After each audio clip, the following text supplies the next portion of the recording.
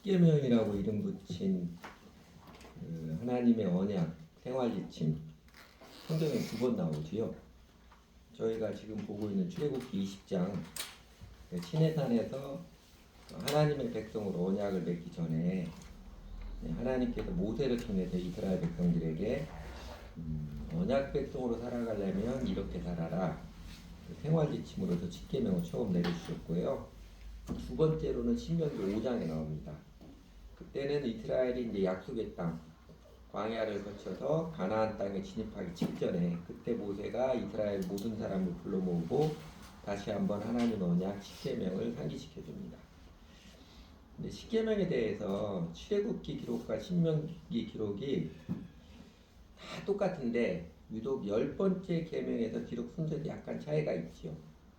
우회 그 개혁개정판 출애굽기 20장에서는 제가 세 번역으로 개혁개정한 것이 이게 십계명 명령이라 명령형으로 나와서 개혁개정판을 오늘은 인용을 했습니다. 세 번역은 그 서술형으로 되어 있어서 조금 어감이 떨어지는 것 같아서 그래서 개혁개정판 했는데, 그 출애굽기에서는 내 이웃의 집을 탐내지 말라고 먼저 나오고 신명기 5장에서는 내 이웃의 아내를 탐내지 말지니라 이게 먼저 나옵니다. 그래서 우리 전에 십계명 처음 시작할 때 개신교나 정교회, 유대교, 성공회 십계명하고 카톨릭과 루터 교회가 조금 다르다고 그랬잖아요. 그러니까 그 나외에 다른 신을 있게 하지 말라, 어떤 우상도 만들지 말고 절하지 말라, 이거를 개신교 또 유대교는 구분을 했는데 카톨릭 교회는 이걸 하나로 뭉쳐 붙습니다. 하나님을 순종하라 그러고, 그 다음에 유대교 개신교에서는 내 이웃의 아내나 재물을 탐내지 말라, 모든 소유를 탐내지 말라, 이걸 하나로 봤는데 카톨릭 교회에서는 그걸 둘로 나눴죠. 남의 아내를 탐내지 말라, 남의 재물을 탐내지 말라, 둘로 나눴는데 카톨릭과 루터교회도 약간 좀 다릅니다. 약간 다른 게, 루터교회는 9번째 계명에 남의 집을 탐내지 말라고 10번째 계명에 아내나 소유를 탐내지 말랍니다. 이게 왜 그러냐면요, 카톨릭 교회는 신명기 말씀을 근거로 해가지고 신명기에 내 이웃의 아내를 탐내지 말라 이게 먼저 나오니까 9번째 계명은 남의 아내를 탐내지 말라 했고, 그 나머지를 10번째 계명은 이웃의 재물을 탐내지 말라고 했고, 루터 교회는 출애굽기 말씀을 근거로 해서 내 이웃의 집을 탐내지 말라 이걸 9번째 계명을 했고, 나머지를 아내나 소유를 탐내지 말라 10번째 계명을 했습니다.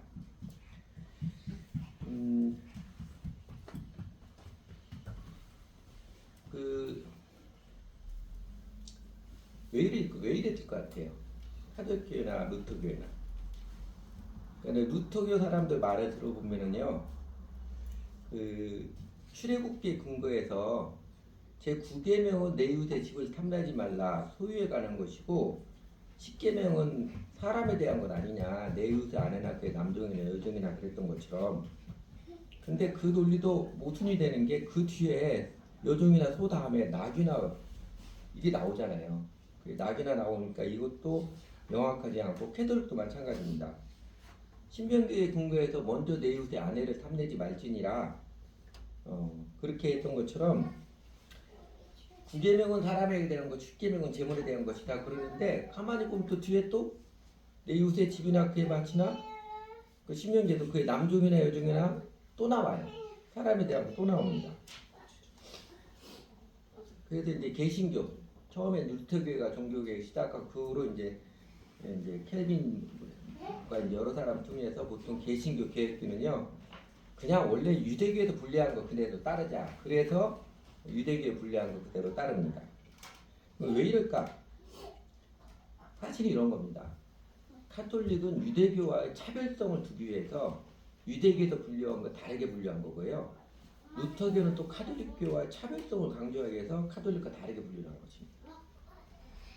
원래 하나님께서 처음 하나님 언약을 가르쳐 주실 때는 1계명, 2계명 번호 붙어 있지 않잖아요. 그냥 언약에만 쭉 되어 있죠. 이게 10계명이 다 명문화되지 않았습니다. 나중에 신명기 출애굽 기록에 보면 그 하나님 언약을 10계명으로 명칭한 몇 군데 나옵니다. 근데 이게 정말로 모세가 그렇게 해줄 수도 있고요. 그냥 모세오경은 다 모세 저작권을 주니까, 아니면 모세 저작권은 있는데 사실은 이 자유주의 신학을 하는 사람들은 그 모세경도 나중에 에스라가 다 집대성한 거 편집해서 집대성한 것이다 그렇게 해석하는 사람이 많이 있습니다. 어떻든 후대 기록자가 했던 것인 하든 하나님이 처음 가르칠 때 이게 십계명이다 이렇게 말한 적 없어요. 그냥 하나님 언약에서 쭉 했지요. 이거를 사람들이 기억하기 이해하기 좋게 사람들이 제일 기억하는 게 10이잖아요. 그러니까 만약에 9계명이다 12계명이면 기억력이 좀 떨어져요. 그래서 10계명으로 분류를 한 것입니다. 그런데 여러분 이렇게 카톨릭도 유대교하고 차별화를 두게 해서 루터교도 차별화를 두게 했는데 차별화시키는 게 왜 그래요? 기업에서 다른 기업과 우리를 차별화 주려고 많이 쓰죠. 왜 그래요? 더 낫다. 네? 더 낫다. 네 맞아요. 우리가 더 낫다. 내가 낫다. 우리가 정통이다 주장하고 싶은 그 마음 발상입니다. 종교인들에는 이런 게 많습니다. 종교인들의 이런 게 많아요. 우리 종교가 최고다. 내가 더 낫다. 그래서요. 이게 예루살렘에 있는 성묘교회라고 그러죠. 예수 무덤교회, 카톨릭은 예수 무덤교회라는 골고다 언덕에는 예수 무덤교회입니다. 이 내부 인사이드를 보면 그 먼저 아래 조그마한 그림 보면 원래 골고다인데 이렇게 언덕백인데 그 언덕이랑 저 이렇게 깎아가지고 이렇게 교회를 세웠어요. 이 교회도 여러 번 무너지고 다시 세우고 그랬는데 여기 이제 작은 것이 안 보이겠지만 이 성묘교회 안에 노란색은 카톨릭 교회가 관할을 하고 그 다음에 연두색으로 보이는 거, 연한색으로 보이는 거 이거는 그리스 정교회가 관할을 하고요. 그 다음에 빨간색으로 보이는 거 중앙 그 왼쪽이죠. 거기는 시리아 정교회가 관할을 하고 그다음 보라색 지역은 이집트 콥트 교회가 관할을 하고 그 다음에 약간 갈색 거기는 이디오피아 교회가 관할을 하고 그 다음에 파란색은 아르메니아 교회가 관할합니다. 재밌는 거는요. 그 예수님의 이제 무덤이라 빈 무덤이라 상징하는 게 저 왼쪽 가운데 동그라미인데 거기에 빈 무덤처럼 관을 놨는데 요 6개 종파들마다 요 조그만한 내부 교회당 안에 여기가 정확히 예수님께서 십자가에 달려 죽으신 곳이다 하는 것을 깃발을 꼽아놨어요. 그 다 6개마다 다 달라요 그게. 그 예배당 넓은 그렇게 크지 않습니다. 우리 예배당보다 조금 더 크려나 그래요. 근데 여러분 그 6개 정확히 깃발 꼽아놓은 데가 뭐 정확한 역사적인 근거가 있을까요? 없습니다. 차별화를 두고 우리가 정통이다 이거 주장하는 게 많은 것입니다. 그런데 사실은 이렇게 자기가 정통이다 우리가 낫다 내가 잘났다 주장하는 마음이 선악과를 인간의 본성이죠. 자기중심성 모든 내가 중심이 되고자 하는 그게 본성입니다. 그런데 하나님을 믿는다는 사람들의 역사에서도 차별화를 통해서 우리가 정통이다 내가 의롭다 주장하는 모습이 많은 걸 보면은요 사람이 자기의 집착을 벗는 게 쉬운 게 아님을 알게 합니다. 사실은 바울이 전한 복음 로마서에서 명쾌하게 자세하게 복음이 바로 그거잖아요. 바울의 핵심이 내가 바리새인 중에 바리새인 정통이다 이거를 회개하고 내려놓고 은혜의 복음 예수님의 은혜를 전하는 은혜의 복음을 전하는 그런 모습이 있는데 그게 복음의 핵심인데 자기 의로움을 벗고 예수님의 은혜를 의지하는 게 복음의 핵심인데 하나님 믿는 사람들의 역사에서도 이게 쉽지 않았으면 보면 오늘 우리 시대에도 복음을 바로 알고 복음을 바로 전하는 게 매우 중요합니다. 하나님이 그런 사람을 찾을 거예요. 아마 조금 생각 있는 사람들은 우리가 개인적인 삶에서도 그렇고 지금 뉴스에 나온 나라 정치의 모습도 그렇고 교계 대원들도 여전히 사람들이 많이 우리가 제일이다, 우리가 정통이다 이렇게 주장하는 것 많이 봤을 거예요. 그래서 저희가 십계명에 대해서도 저희가 이제 유대교회들은 이게 맞다, 이게 정통이다 주장하는 게 아닙니다. 맨 처음 유대교 사람들이 이렇게 분류하니까 그냥 그거 따라자는 것이죠. 그리고 이제 더 나아가서 그 카톨릭이든 루테교든 유대교든 뭐 분류하는 게 뭐가 제일 정확하다 이거 모르잖아요 사실은. 어쩌면 하나님은 너희도 그런 거 왜 하냐 이럴지도 몰라요. 그런 거 안 하고 그 계명만 잘 지키면 될 거 아니냐 그럴지도 모릅니다. 그러니까 카톨릭 교회는 그렇게 불려 그래 너희는 그렇게 분류해서 따르고 루터교가 그래 그렇게 너희는 분류해서 불려고 중요한 것은 계명의 내용 아니에요. 중요한 계명이 되니까 그 가르침을 잘 따르시니까 따르는 것이다. 이런 태도를 열린 마음의 태도를 갖고 실제로 중요한 태도가 자기 의로움을 벗고 하나님의 은혜하지 않은 신자들의 바른 태도, 은혜의 복음을 아는 자들의 바른 삶의 태도입니다. 오늘 본문과 관계없지만 이 이야기를 함께 좀 드리고 싶습니다. 그리고 이제 두 번째로 10번째 계명, 줄여서 탐내지 말라죠.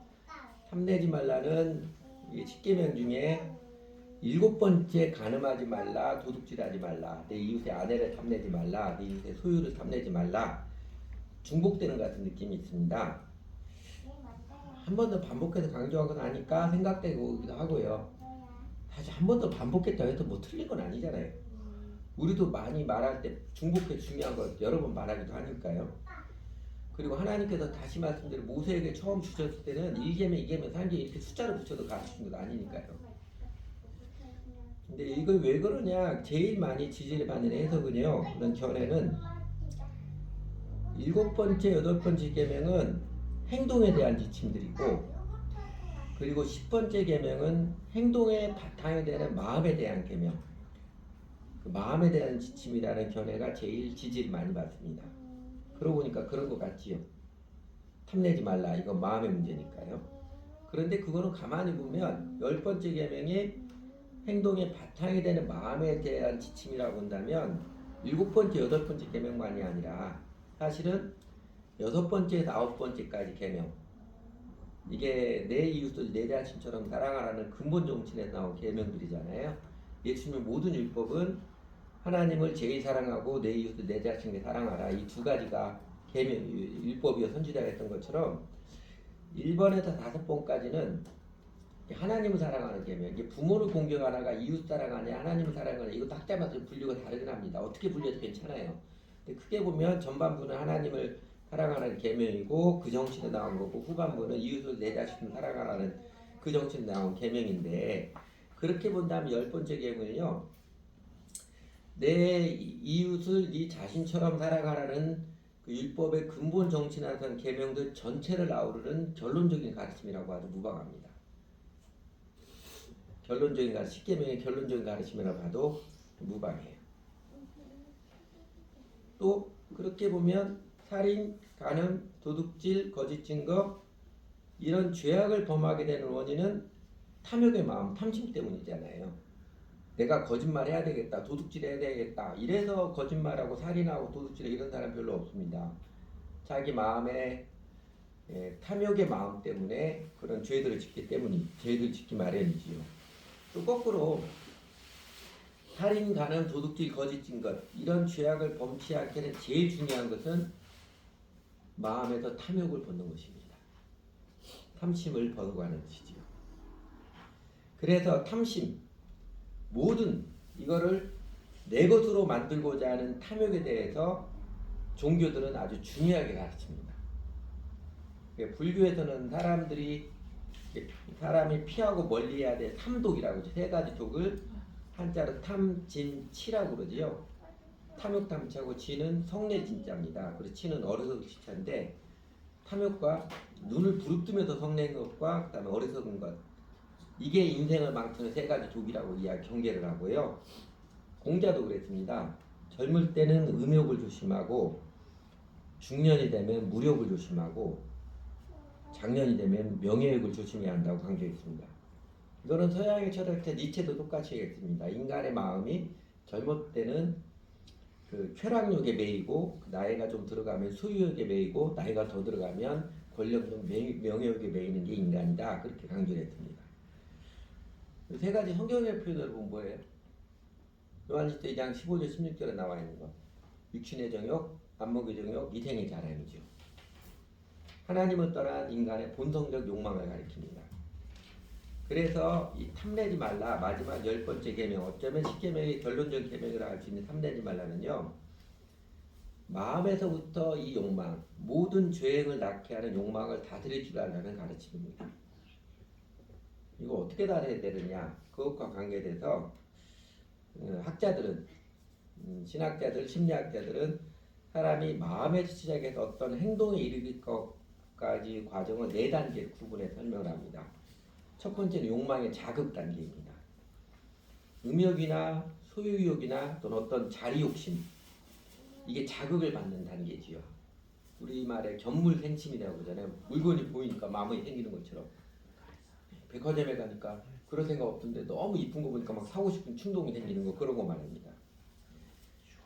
이렇게 물건을 보니까 뭐지, 물건이든 뭐를 보니까 이게 내 것으로 삼고 싶다는 그 생각이 스쳐 찾아오는 단계입니다. 유혹이라고 할 수 있지요. 유혹을 받는 단계입니다. 두 번째는, 첫 번째가 욕망의 자극 단계라면 두 번째는 욕망을 품는 단계입니다. 이 욕망의 자극이, 유혹이 그냥 스쳐 지나가는 게 아니라 마음의 또 아래를 들고 자리를 잡는 것. 갖고 싶다는 욕망이 지독하고 갈망하는 단계입니다. 백화점에서는 그냥 지나쳤는데 집에 가서도 자꾸 그게 생각이 나는 거예요. 자꾸 묵상하게 되고 저거 내 거였으면 생각이 나는 거, 그런 것입니다. 예수님이 여자를 보고 음욕을 품는 자마다 이미 마음에 가늠하였느니라 하실 때는 아마도 2단계를 가리키는 것으로 해석을 합니다. 왜냐하면 한 번씩 스쳐 지나가는 유혹은 그것 자체는 죄가 아닙니다. 유명한 예가 있죠. 까마귀가 내 머리를 지나가도 내가 어쩔 수 없습니다. 그건 내 책임 아니에요. 그 까마귀가 내 머리에 둥지를 틀려고 하는 그거는 내 책임입니다. 그건 막아야죠. 막을 수 있고요. 그 유혹을 스쳐 지나가는 유혹을 마음에 품으면 이미 죄를 범했다는 것이지요. 세 번째는 욕망 실현의 계획을 세우는 단계입니다. 마음속에 계속 생각이 나서 그럼 저걸 어떻게 하면 저것을 내 것으로 만들 수 있을까? 백화점에서 본 그 멋진 옷을 내 것으로 해서 내가 돈은 없는데 대출을 받아? 누구한테 사달라고 해? 아니면 도둑질을 해? 어떻게 내 것으로 만들까? 실전 계획을 궁리하고 세우는 단계가 세 번째고요. 그리고 네 번째는 레디 고 액션, 실행에 옮기는 단계입니다. 전통적으로 학자들은 마음에 찾아오는 욕망을 그 외적 행동 옮기로 가기 이렇게 네 단계로 설명을 했습니다. 근데 이렇게 보면 여섯 번째에서 아홉 번째 계명은 네 번째 단계 실행의 단계를 금한 것이고, 어떻게 보면 그 전까지 세 단계까지는 그래도 봐줄 수 있다. 네 단계를 하지 마라, 뭐 약간 이런 뉘앙스인데, 그다음에 10계명은 그 이전 두 번째, 세 번째 단계의 마음 안에 해결하라, 마음 안에서부터 승리하라는 원론적 가르침이라고 볼 수 있습니다. 그러므로 이 탐내지 말라 열 번째 계명은요, 어떻게 해서든지 뭐 강탈을 해서든 뭐 속여서 사기를 치든 어떻게 해서든지 남의 것을 내 것으로 삼고 싶은 욕망의 집착을 벗어나라는 가르침입니다. 보기 좋은 것은 무조건 내 손에 넣고 싶은 마음, 이게 탐심이지요. 그래서 탐내지 말라는 무소유의 가르침이며, 예수님께서 두 보릇을 가지지 말라고 제자들에 가르친 것처럼 필요한 것 이외의 것을 소유하라고 하지 말라, 이 가르침이라고 볼 수 있습니다. 그런데 이제 성경의 가르침, 예수님의 가르침이 이 탐심, 탐욕의 마음을 없애버려야 된다, 죽여버려야 된다고 그렇게 가르치지는 않습니다. 성경은 인간의 실존이, 인간의 실제가 그건 불가능하다고 전제합니다. 인간이 이 땅에 살아가는 동안 탐심에서 완전히 자유하는, 모든 욕망에 해탈한다는 거 불가능하다고 봅니다. 그리고 사실 불교의 고승도도 지금까지 살아있으면 내가 해탈했다고 말하는 사람 한 사람도 없습니다. 수양했다고 할수록 자기가 부족하다고 그러지, 내가 이렇게 수양해서 드디어 나는 해탈했다 이렇게 말하는 사람 한 사람도 없어요. 오히려 그렇게 말하는 사람은 순전히 사기꾼입니다. 그래서 거의 모든 종교들이 인생살이, 세상의 문제가 이 탐심, 탐욕의 마음 때문이다, 이거를 관찰을 하고 파악을 하고, 욕망의 노예가 된 사람의 마음을 다스리기 위해서 뭘 강조해요? 종교적인 수양, 그것도 고행을 강조합니다. 몸을 쳐서 죽이는 그 고행을 해가지고 욕망을 없애려고 그러는데, 아마 그런 문화 때문에 성경에서 예수님이 자기를 부인하고 나를 따라오라는 자기 부인들, 사람들이 마치 종교적인 수양, 고행을 하는 것처럼 오해를 많이 하는 것입니다. 성경에 가르치는 자기 부인이 고행을 하다, 그건 아닙니다. 우리 이제 이 올해도 3월 30일 부활주일이잖아요. 그 전주에도 고난주간 했는데, 저도 예전 잘 몰라도 고난주에 꼭 금요일 날은 금식하고 그랬거든요. 그러면 뭐 대단히 된 것처럼 생각하는데, 또 나중에 그거 안 해, 그런 거 안 해도 되나 싶은데 그거 안 해도 됩니다. 그거 안 해도 돼요. 뭐 하는 것도 잘못이라고 할 수 없는데, 그러나 내가 그렇게 고행을 통해서 마치 내가 조금 더 신앙의 경지에 다다르고 이렇게 생각하는 건 매우 위험한 생각입니다. 매우 위험한 생각. 자기 부인은 자기를 잊어버리는 것이죠. 자기 부인은 욕망에서 자유해지는 것이지, 고행을 통해서 남들이 못하는 아주 극단적인 고행을 통해서 예, 뭐라고 할까요? 하여튼 그 욕망을 없애게도 고행을 통해서든 그것 자체가 아닙니다. 근데 여러분, 종교적인 수양, 종교적인 극단적으로 고행을 한다고 사람이 욕망이 없어지나요? 역사적으로 그렇게 고행의 수양을 많이 해서 욕망에서 자유한 사람이 있었나요? 앞에 때 예를 들었던 것처럼 불교는 당연히 고행의 종교인데, 불교 스님 중에 자기가 고행을 많이 해 내가 해탈의 경지에 다다랐다 이런 사람이 있었나요? 얼마 전에 지지난주에 제가 얘기했던 것처럼 초대교회 교부진, 초대교회 교회 지도자 오르게는, 그 사람은 그 음욕에서 자유하게 해서 자신의 성기를 잘라버리기까지 했어도 음욕이 없어진 게 아니라고 고백을 합니다. 또 다른 종교인들 예가 많이 있습니다. 그러나 제가 그 다른 종교인들 예를 언급하지 않겠습니다. 마틴 루터의 깨달음이 그것이잖아요. 자기가 수도원에 들어가서 어떻게 하면 예수님을 가까이 갈까 고행을, 무릎으로 계단에 기어 올라가면서 무릎이 터져서 피가 나고 막 이러는 모습인데, 그 계단으로 다른 수도사들이 환하게 웃으면서 대화하고 지나가는 거 보고 저놈들은 수도원 밥만 축내도 수도원에 들어간다 이런 생각이 자기 마음 솟아오르는 거예요. 자신이 고행을 하면 할수록 다른 사람에 대한 판단, 정죄, 멸시, 그리고 자기가 우쭐해지는 인생의 자랑 욕구, 명예를 탐하는 욕망에만 솟구쳐 오르는 자신의 모습 발견하고, 그리고 성경이 가르쳐주는 은혜의 도를 깨닫고 잘못된 추구를 벗어난 것입니다. 여러분, 고무풍선 물속에 집어넣으려 보세요. 잘 되나요? 어느 정도 하다가 좀만 삐끗하다 팍 튀어오르죠. 고행을 통해서 욕망을 억누르면요 엉뚱한 데서 폭발을 합니다. 그래서 사실 복음의 가르침 성경은요, 욕망을 죽이라고 가르치지 않고 사람의 욕망은 속량, 리뎀션이죠. 구속이라는 말로 많이 배울 때 속량되어야 한다고 가르칩니다. 욕망이 속량을 받는 게, 새롭게 되어서 잘 다스려지는 게 인생 행복과 진리의 길이라고 성경은 가르쳐줍니다.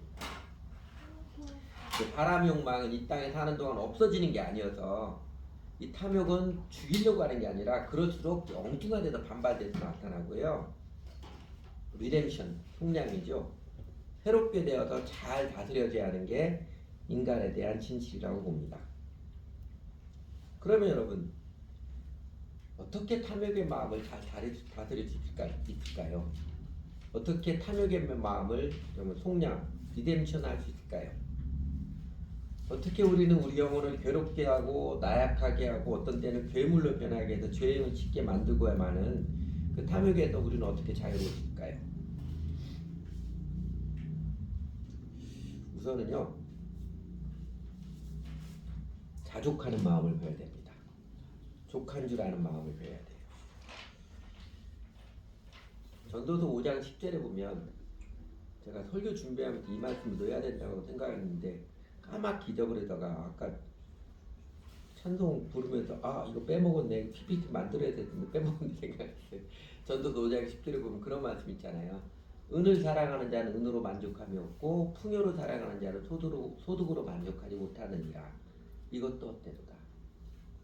우리나라 속담은요, 한강물 맺고도 사람이 욕심을 메꾸지 못한다고 그러지요.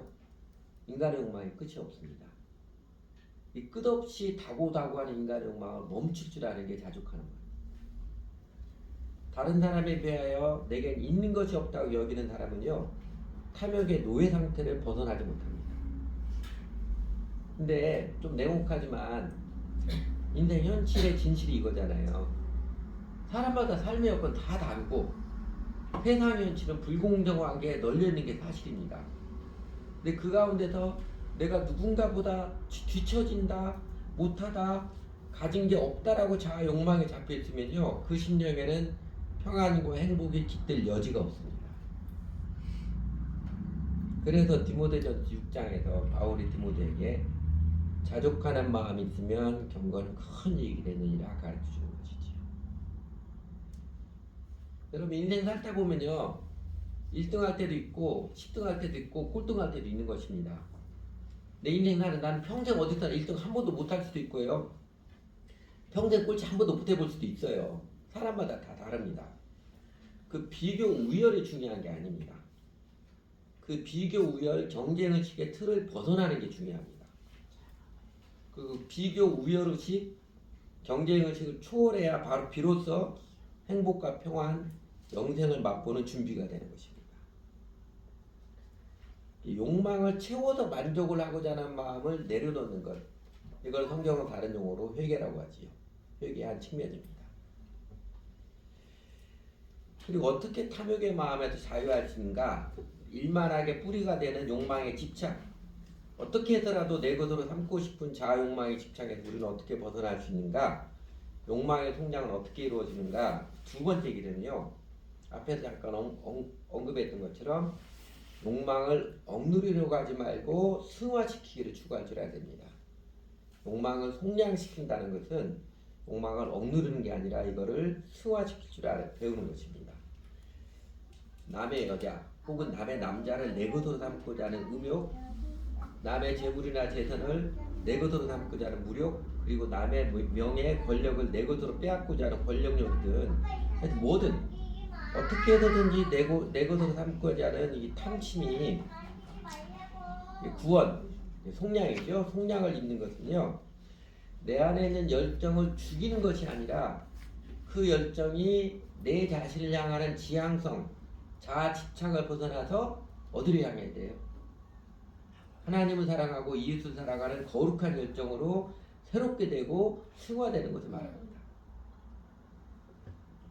사랑이라는 단어, 영어로 love라는 단어, 이게 두 가지 같이 있잖아요. 남녀 간에 갖는 연애 감정을 나타내기도 하고, 또는 이웃을 돕고 배려하는 숭고하는 마음도, 이웃을 배려하는 그 숭고한 마음도 뜻하잖아요. 근데 음욕에서 자유하는 길은 적극적으로 이웃을 돕고 배려하고 봉사하고 선함을 베푸는 진정한 사랑의 추구와 실천의 길에 있습니다. 그러니까 내 것 움켜쥐는 소유욕의 집착에서 벗어나는 길은 오히려 반대로 적극적으로 다른 사람의 내 것을 나눠주는 삶의 길에서 누려집니다. 내 것 움켜쥐는 내 소유욕을 무조건 없애라 그거 없어지지 않아요. 그 열정을 거룩하게 새롭게 트랜스폼 시키는 것, 그게 속량입니다. 그래서 승화시키는 거죠.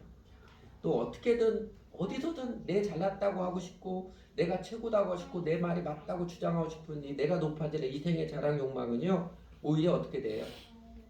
다른 사람을 적극적으로 섬기는 삶의 태도로만 치유되는 것입니다. 그래서 예수님께서 인자의 것은 섬김을 받으려 함이 아니라 도리 섬기려 하고 많은 사람의 종이 되려 함이니라. 예수님께 친히 본을 보이시고 가르쳐 주시는 것입니다. 여러 번 설교 때 여러분 인용해서 기억하실 것 같은데, 그 인도의 성자 마더 테레사가 노벨상을 받고 나서 미국의 한 기자가 이제 취재를 가서 그런 걸 물어봤습니다. 직구주님, 가끔 기자들은 직구주님은 하잖아요. 그런데 테레사 수녀님, 당신은 그 수녀로서 더 높은 지위에 오르고 싶은 마음 없으세요? 그런 마음 안 드세요? 직구주님 질문했어요. 그러다 테레사 수녀가 뭐라고 대답했냐면요, 무릎을 꿇고 다른 사람의 발을 씻기는 사람은 위를 쳐다볼 겨를이 없습니다. 욕망에서 자유한 사람의 고백입니다. 그러므로 탐심, 탐욕의 마음에서 자유하는 길은요, 예수님의 가르침과 본을 따라 자기를 부인하고 내 자신에 대한 염려를, 그럼 난 뭐 먹고 사나 이런 거예요. 내 자신의 염려를 주님께 맡기고 내 자신에 대한 집착을 잊어버리고 적극적으로 하나님을 사랑하고 다른 사람을 사랑하며 살아가는데 그 길에 놓여 있습니다. 내 것을 기꺼이 나누어 주며 손해를 볼지라도 이웃을 사랑하며 살아가는데 욕망으로부터 자유, 욕망이 구속되고 그 가운데 하나님께서 함께 하시는 게, 함께 하시는 임재의 은혜를 누리는 길입니다. 사랑으로 살아가는 게 정직한 믿음의 길입니다. 그래서 우리 주 예수님께서 우리에게 염려하지 말고 그런즉 너희는 먼저 그의 나라와 그의 의를 구하라. 그래야 이 모든 것, 우리의 삶에 필요한 모든 것이죠. 이 모든 것을 너희에게 더하시리라고 약속해 주셨고, 또 사도행전 20장 35절에 보면 이거 바울이 고백한 건데 바울이 예수님한테 직접 인용을 한 거죠. 범사에 너에게 보고를 보였느니 곧 이같이 수고하여 약한 사람도 없고 또 주에서 친히 말씀하신 바 주는 것이 받는 것보다 복이 있다 하심을 기억하여 할지니라. 주는 것이 받는 것이 복이 있다고 예수님께서 단언하여 가르쳐 주신 것입니다. 인생길, 세상 역사에는요, 사람들 눈에 보이는 일, 눈에 보이는 현상만 있는 게 아니라 보이지 않는 손, 하나님의 정의와 사랑의 통치가 분명히 있기 때문에 그렇습니다. 그 하나님 믿고 이 말씀을 따라서 믿음의 삶, 사랑의 삶을 들어가면서 우리는 살아계신 하나님이 나와 함께 하신다는 걸 체험하게 되는 것이죠. 그래서 점점 더 탐심에서 자유하게 되고 훨씬 더 기뻐하며 감사하는 삶을 누려가는 것입니다. 그리고 어떻게 탐심에서 자유로울 수 있는가? 욕망에 속량받아서 거룩한 사랑의 열정으로 승화되는 길, 욕망에 집착해서 벗어난 제일 중요한 원리는 이것입니다. 인간의 정체를 가르쳐주는 창세기 3장에서 가르쳐준 바 인간은 왜 욕망의 노예가 되었습니까?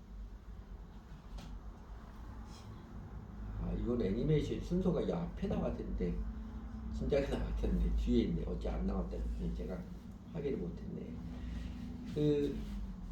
요 죄의 나무 기억나세요? 창세기 3장에서 공부했던 것. 그리고 로마서 1장 8절을 가르치듯이 이런 거죠. 죄의 나무, 소위 그 동그라미 친 거, 살인, 추악, 사기, 탐욕, 악독, 교만, 비방, 자기자랑 이런 모든 것이 소위 말하는 사회적인 죄악들이잖아요. 이것 때문에 감옥 가고 이러는 것이죠. 다른 사람들에게 고통을 주고 그러는데 사람이 왜 이런 죄악들을 범하느냐, 사회적 범죄를 범하느냐? 내가 살인하고 싶다 그래서 살인하는 사람은 드물어요. 아니 거의 없습니다. 요새 하도 말대가 되는 가끔 이런 사람이 있긴 있어요. 그리고 사기치고 싶어서 사기친다 뭐 이러지 않아요. 분쟁하고 싶다 누구나 다 평화라고 그럽니다. 왜 그러냐면 자기 욕망 때문에 그럽니다. 육신의 정 안목의 좀 이상이잖아. 내가 더 쾌락을 누리고 싶고 내가 더 많은 소유를 누리고 싶고 내가 더 떵떵거리고 살고 싶고 이 욕망 때문에 죄를 짓는 거죠. 그런 사람은 인간은 왜 욕망의 노예가 되느냐? 로마서 1장 28절에서 그러지요. 또한 그들의 마음에 하나님들을 싫어하며 하나님 그들을 상실한 마음도 내어버리다 합당하지 못하니라 하시더니 영혼이 상실한 마음이거든. 허전한 마음 비어있어요. 영혼이 결핍되니까 가만히 있지 못하는데 뭔가를 그걸 채워야 돼. 근데 뭘로 채우려고 합니다. 욕망의 성취를 통해서 그 허전한 영혼 상실한 마음을 채우려고 합니다. 그러니까 아무리 욕심이 말라 해도 이 상실한 마음, 허전한 영혼이 있으면 이게 안 돼요. 그러면 더 한 걸음 나가서 왜 인간은 상실한 마음이 되었어요? 그들의 마음에 하나님들을 싫어하며 창세기 3장에서 봤잖아요. 너희가 하나님과 같이 되어 뱀의 유혹에 혹해가지고 하나님과 같이 되면 하나님 없이 나 혼자 잘 살 수 있다는 것이죠. 그래서 하나님 거부하는 마음 보니까 저 나무가 어떻게 보여요? 먹음직도 하고 보암직도 하고 지혜롭게 할 만큼 탐스럽게도 아니라 전형적으로 육신의 적용 안목적인 이생의 자랑을 가리키는 것이지요. 그래서 상실한 마음을 욕망의 충족으로 채우려고 발버둥을 치다가 죄와 악의 행동을 마구 쏟아내는 게 세상입니다. 뿌리를 뽑지 않으면 금세 다시 쏟아나는 잡초처럼 죄 짓지 말자, 착하게 살자, 욕심 부리지 말자, 무속이 아무리 강조해도 인간은 안 됩니다. 이런 율법, 도덕 가르침만으로는 인간의 상실한 마음, 허전한 마음을 씨알도 먹히지 않습니다. 그래서 나이 들면 사람들이 도덕, 윤리 다 코웃음 치잖아요. 인간의 허전한 마음, 상실한 마음은 오직 하나님 안에 거할 때, 하나님과 관계를 회복할 때 비로소 채워집니다. 인간의 상실한 마음을 하나님과 관계 회복을 통해서 하나님의 은혜와 사랑으로 채우지 못하면 인간은 욕망의 노예가 될 수밖에 없고 결국 온갖 죄와 악행을 쏟아내고야만 하는 것입니다. 그래서 탐욕의 시달림을 벗어나서 진정한 행복과 평안 그리고 이웃들과 더불어 살면서 화평하며 사는 기쁨을 누리기 위해서는 사람은 무엇보다도 우선적으로 하나님을 나의 하나님, 나의 절대자로 나의 주님으로 다시 모셔드려야 합니다. 그 하나님 관계는 어떻게 회복됩니까? 바로 예수 그리스도를 통해서지요. 하나님과 우리 사이에 당신의 십자가와 부활로서 십자가의 죽으심과 부활하심으로써 이 중보자가 되어주신 예수 그리스도를 나의 주님, 나의 하나님으로 관계를 맺고 주 예수님을 배우고 따르며 살아야 비로소 상실한 마음이 하나님의 은혜의 사랑으로 치유되고 비로소 욕망의 시달림을 벗어나서 하나님께 내게 주신 것에 자족할 줄 알게 되며 기뻐하며 감사하며 이제는 그 거룩한 열정으로 그 열정을 거룩한 사랑의 열정으로 승화시켜서 이웃과 더불어서 이웃을 더욱 적극적으로 사랑하며 살아갑니다. 예수 그리스도를 주님으로 모시고 따르는 자라야 살인하지 말라, 간음하지 말라, 도둑질하지 말라, 거짓말하지 말라 이 금기 계명들을 초월하여서 이제는 미움이 아니라 사랑으로, 음욕이 아니라 성도의 사랑으로, 도둑질이 아니라 베풀고 나는 즐거움으로, 거짓이나 변명이 아니라 진실함으로 살아가며 그 가운데 함께하신 주님의 임재를 경험하며 비로소 내 안에서 평안과 화평을 누리며 노래하며 살아가게 되고 다른 사람과 더불어서 화평하며 살아가는 행복한 삶, 영생을 누리며 살아갑니다. 주 예수를 믿고 따르는 자는 탐욕의 집착, 욕망의 시달림을 벗어나 사랑하며 사는 그 영생을 누리며 살아가는 것입니다. 그러므로 무엇보다도 예수님을 주님으로 모시고 주 예수를 따르십시오. 예수님을 나의 임금님, 나의 두목님으로 모시고 배우고 따라서 자족하는 마음도 넉넉히 얻어가고 적극적으로 나누고 베풀어 주기를 추구하며 살아가는 그 기쁨을 아는 삶을 살아가시기를 권합니다. 그 정직한 믿음의 사람은요,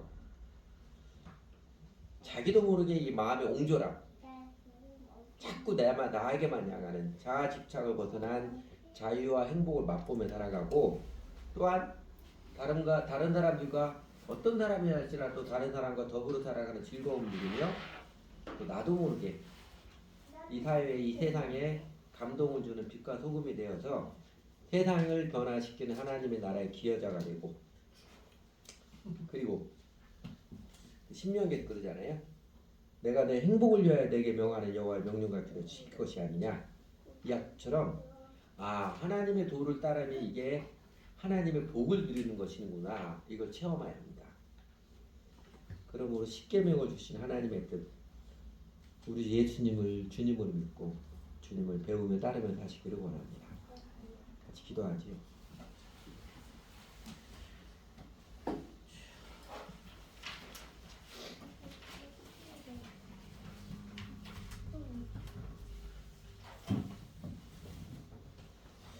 좋으신 아버지 하나님, 어리석은 저희들, 나밖에 생각하지 못하는 저희들에게 십계명, 율법, 행복한 삶의 지침들을 가르쳐 주셔서 감사를 드립니다.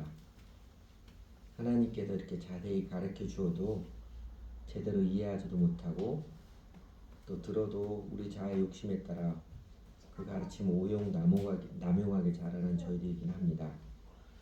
율법을 문자적으로 들이대며 남을 판단하고 비난하기 쓰고 계명을 조금시킨다고 쉽게 우쭐해지게 잘하고 아니면 하나님의 가르침은 전혀 뒷전이고 그때그때 상황에 따라 눈치를 보며 내 이익, 내 체면 챙기기 급급하는 기회주의적인 인간인데 더 나아가서 다른 사람들이 그러고 있는 모습 보면 분개하고 비난하기 곧잘하지만 정작 저희들 자신이 그러고 있는 모습에 대해서는 잘 알지도 못하고 인정하지도 않고 안 그러는 척 난 좀 다르다고 속으로 웃기기 잘하는 정말 죄인된 인간의 모습들이 저희들입니다.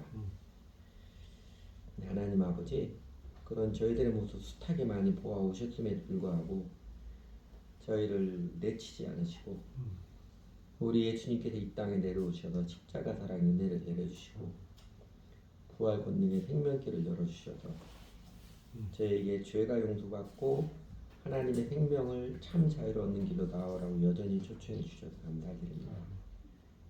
저희 한 사람 한 사람 저희들은 사람 삶의 모습에서 하나님께서 그 죄인의 진상의 모습을 숱하게 많이 보셨음에도 불구하고 저에게 문을 닫지 아니하시고 성령님께서 이렇게 저렇게 저희들의 삶에 간섭해 주셔서 예수님의 십자가의 은혜의 사랑을 바라보게 하시고 부활의 생명을 바라보게 하셔서 예수님께 나오라고 초청해 주셔서 권고해 주셔서 감사를 드립니다.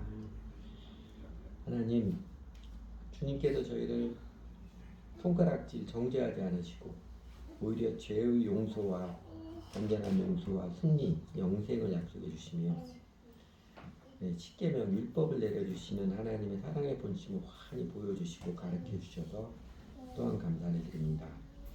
마음을 다하고 목숨을 다하고 뜻을 다하여 하나님을 사랑하고 이웃을 내 자신처럼 사랑하라 하시니 온 율법과 선지자의 강령으로 하신 말씀, 그래서 저희도 깊이 새기며 따르며 살고 싶습니다. 그렇게 살아가 보겠습니다. 그리고 그렇게 하나님의 뜻, 자기를 부인하고 때로 값을 지불하면서 사랑으로 살아가는 삶이 사실은 저희 자신들에게 제일 행복하고 기쁜 삶이고 하나님의 생명과 임재를 누린 참된 삶임을 이제는 환히 바라볼 수 있게 해주시고, 저희가 미미하고 그냥 흉내내기만 하는 것 같을지라도 그 믿음의 길을 따르라는 저희들의 마음에도 하나님께서 기특한 덕을 주시고 그 은혜의 생명을 체험하며 살아가도록 성령님께서 함께 하시고 인도해 주셔서 정말 감사를 드립니다. 그 자비의 손길 용기를 입어서 주님 앞에 새록새록 저희도 하나님 사랑하고 이웃을 사랑하는 삶을 정말 잘 따르고 싶습니다. 그렇게 부탁드립니다. 하나님, 저희들에게 복음의 진리, 은혜의 원리를 더 명확히 알게 해주십시오. 저희도 하나님을 믿는다고 하지만 얼마나 우리 자신을 높이고 우리 자신의 의를 높이고까지 연연하며 살아가는지, 내 체면과 명예, 자존심에 매여서 살아가는지 앞으로도 살아가면서 많이 보고 깨닫게 해주십시오.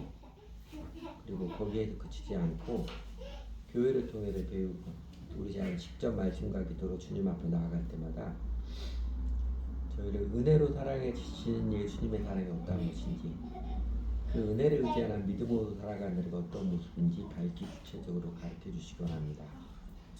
그래서 간신히 죄를 범치 않는, 죄를 금하는 계명을 지키는 모습만이 아니라 마음에서부터 하나님의 통치를 받아서 더 이상 탐욕의 동물, 욕망의 노예로 되지 않고 자아를 잊어버리고 자아 집착에서 벗어나서 하나님을 사랑하고 이웃을 사랑하는 그 마음과 삶이 점점 더 환한 모습, 선명한 색깔로 그렇게 살아가고 싶습니다. 예수님을 주님으로 모시고 사랑으로 살아가는 삶을 배우고 따르면서 하지 말라 이 죄의 규정들을 초월하여서 십계명의 정신을 기뻐하는 잘 지키는 아름다운 모습, 신나는 인생을 저희도 정말 살고 싶습니다. 성령님, 저희들을 계속해서 가르쳐 주시고 도와주시고 인도해 주세요. 예수님 이름으로 기도드렸습니다.